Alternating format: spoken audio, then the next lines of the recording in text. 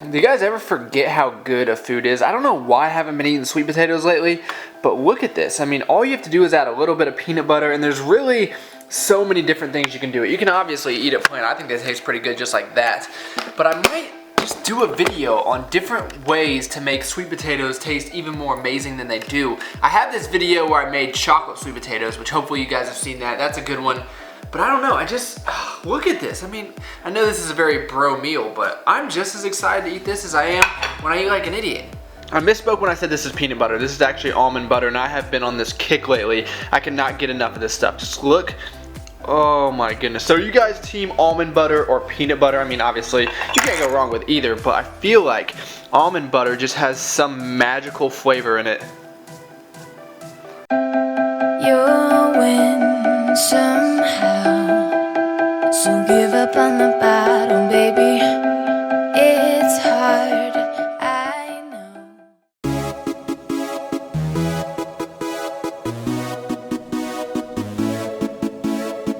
So I think it was a pretty unanimous vote last video that none of us like rep work. No one wants to do high rep squats and deadlifts because we're smart people. We like powerlifting training. We like working in the 1 to 3 rep range. And if we want to do high reps, we would just do CrossFit or something stupid like that. But this isn't so bad. So I'm really working on technique here because I can. I'm only using 365 pounds. And obviously, one thing in my deadlift that needs to improve is just becoming more efficient with the pull. You guys have heard it time and time again. I was not keeping the bar close enough to my body. I was really using a lot more energy than I needed to, which was hindering the amount of weight that I was able to use. So with those 365, wow, I'm talking extremely fast. I apologize, guys. With 365 pounds, I was able to pay close attention to my setup, my technique, all of that good stuff. Then I moved on to these block pulls. I started with 405 just to get a feeling for how it felt. Brandon does not list the weights for any of the accessory movements. He kind of just gives you a rep range and you pick your weight based on that. So I bumped it up to 425 afterwards, and it felt pretty good. You guys can really see my weak points here. Once I break the floor, it flies up, but it's just that first inch or two off the ground that I really struggle. And then we're going to finish up here with some squats, 255 pounds. I probably should have used a little bit more, but again, I'm being a little bit too conservative in this beginning week or two, but I would rather be overly conservative now as I'm moving into week 3. And after talking to Brandon, I am going to speed things up just a little bit when the program calls for it. So now we are going to move into the next day, which was a bench strength day. And this is a prime example of when I should have been a little bit more aggressive. I was only using 235 for pause triples, and overall it was probably just a little bit too easy. But after my last training cycle, you guys saw what happened. So it's kind of finding that fine line. But working with him, I think I'm going to get this figured out here. And the one thing that I really wanted to highlight in this workout was the wide grip bench press, because I had never done it before. I don't know if you guys have done it, but it is what he lists for the bench accessory movement on here. And I was not exactly sure how wide to go. You always hear if you go too wide on the bench, it's going to hurt your shoulders. And there probably is some truth to that. So here is the setup for just my regular bench press. I'll kind of show you guys. I put my fingers on that little groove in the bar. I'm sure you guys know what I'm talking about. It's kind of hard to explain. But instead of putting my pinky there, I put my middle finger there, so I'm not going that much wider. And I kind of just wanted to play around with the weight here because I hadn't done it, and I used 135 pounds, which was entirely too easy. But it felt really good. You felt a great stretch on your chest, but nothing painful. So I'm excited. I'm hopefully going to be able to do these again. I don't think they're next week. I think they're probably coming back in block 3. And after this, I moved on to something that I haven't done in probably over a year, which is the dip. And there's 1,000 different ways to do dips, and I couldn't really decide how I wanted to do them. I could have used the bench. We have an attachment that goes into this rack. We have an assisted dip machine across the gym. So I was kind of walking around, weighing my options, and just thinking in my head, what's going to give me the maximum bang for my buck? And I'm so set on making as much progress as I can. I looked at this dip station and I knew that this was going to lead to the most muscle growth because of the angle of the dip bars. Hopefully no one believes me. I went out here to be a douchebag so I could take my shirt off and hopefully get a picture for the thumbnail. And this is contradicting because I've done a video on why I don't take selfies. Well, YouTube is ruining my morals. So let's start with step number 1, which is making it appear as if it is not a selfie, because selfies are really being criticized right now. Everyone is saying that the people our age are just so obsessed with ourselves and we're very vain people. So now a selfie has to appear as if it's not a selfie at all, as if you just so happen to be out doing something that makes you look better than you normally do, and someone just coincidentally snaps a picture of you. Step number 2 is an easy one. It's obviously getting the right angle. I hold all of my fat in my obliques and my lower back, so being in this little station here hides a lot of that, especially when I'm in the down position of the dip. So the last thing you're going to want to do is mess with the lighting, the filters, all of that. Maybe turn down the hue a little bit, maybe take out some saturation, maybe turn the brightness down just a little. There you go. You see how much better that looks?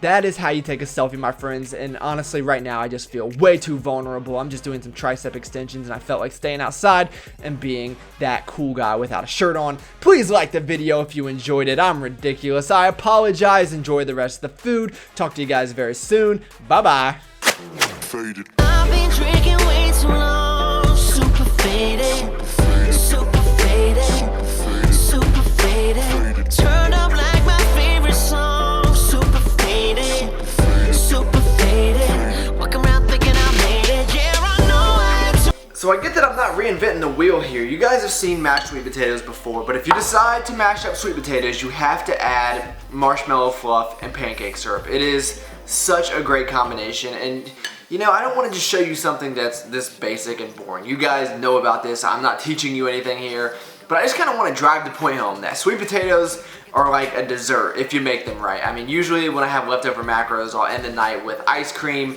maybe some candy bars, I don't know. But I decided to end the night with some sweet potatoes. So rather than just have it like this, we are going to add one additional thing. Never been better, too turned up, get on my level that I'm on. And when the liquor is talking, I'ma live in the moment, I'm gone. Faded. I've been drinking way too long. So we all know that marshmallows taste amazing in sweet potatoes. Lucky Charms have marshmallows. It only makes sense, right? But the question is, does it taste any good? I honestly don't know. I've never tried this before. But I feel like, well, first off, if you said you've seen this before, you are a liar. But how could you really go wrong? Let's see if we can even focus in on that. I mean, sugars go together pretty well. I have a feeling none of you are gonna try this, but I figured I would do it, just for kicks. You never know, sweet potato junk bowls might be coming soon. It's actually pretty good. But we ain't riding in black cars, can't see it. What do you guys do when you come home from all your life obligations? What do you like to do? Actually, the first question should be, do you go to school or do you work? Hopefully you're doing one of those two things. Or do you do both? Do you go to school and work? If so, kudos to you. But what do you do? I mean, what do you enjoy doing? You home after a long, hard day?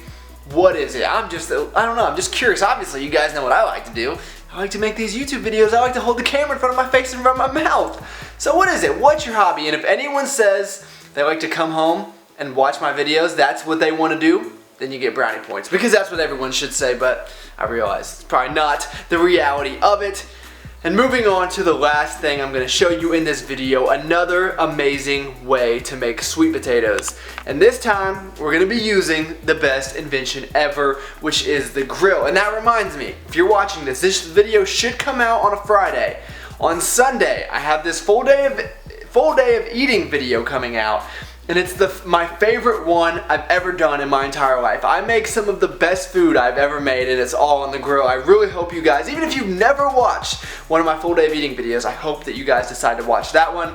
So this is what we're gonna do. We're gonna take some sweet potatoes, and we're gonna do something crazy. We are going to put them on the grill. I know, it's nuts. So I got 1 tablespoon of butter here. What I'm gonna do is throw it in the microwave, melt it a little bit, and then once I do, I am gonna put 1 serving of honey. Agave, I know, it's not the same thing, Amy, I'm sorry. But I'm gonna put some agave in there with it, and then we will drizzle that on top of the sweet potatoes when they come off the grill. And of course, we're also gonna be having this rich homie salad over here.